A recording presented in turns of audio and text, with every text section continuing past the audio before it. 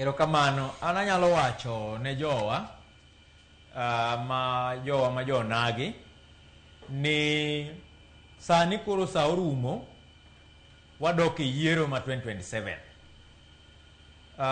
Wadwa ni jopiny obed very keen kaeto giyie ging'i leaders based on gik ma gisetimo. Ka Dr. William Ruto osetiyo ne jo Kenya maber, and to be specific ne jo Nyanza in terms of development, because my president mokwongo dewo wang' jaluo manyo osewe kona kacha, to wadwa yud thuolo mar gone His Excellency the President ombulu kar rombwa, kendo kaber to wagoye 100%. Mano e message manyalo wego jowa. To mar ariyo, watemuru ni ka wago siasa kata jowa manie siasa machalo Mheshimiwa Mamba gini, wago uru siasa mar kwe, maka ng'ato oyombi gi idea moro to ibendi kelo mari to jopiny bedo diere kanyo to koro thegou. To kik wabed jok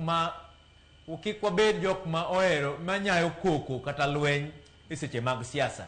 Wadwa ni wadhi e siasa ma 2027, ma kwatieko siasa to nyathi moro kata mana ng'ato moro ma jaluo ok owito ngimane kata remo kochwer nikech outcome mar siasa. Omiyo wan walando kwe, walando tutam mar President Ruto, to kendo walando ni oganda wa ong'i dongruok e molo bang' ng'ato kasawo gik mar go ombulu. To moloyo te ni wabeduru joma nyalo neno dongruok ma timore e piny Kenya, kendo wanyalo make assessment based on development records ma candidates magwa. Omiyo ka in ja siasa kako Mamba to ni tiyo ne joka Nyamkago, to joka Nyamkago neno ni gichori e uriri mondo idhi bedo mjumbe margi. Wan walemo ni Nyasaye otim ni kamano, kamane kaka. To mana kaka wakwayo jowa te manie piny Kenya gi Nyanza mangima ni His Excellency Dr. William Ruto osetemo chwalo dongruok across the entire republic.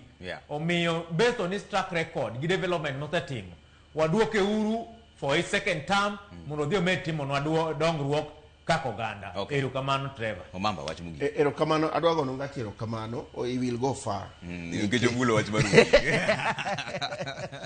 Okone ne asete bae jadi kete gere kurwa kocha wacho ni gaboko tiyo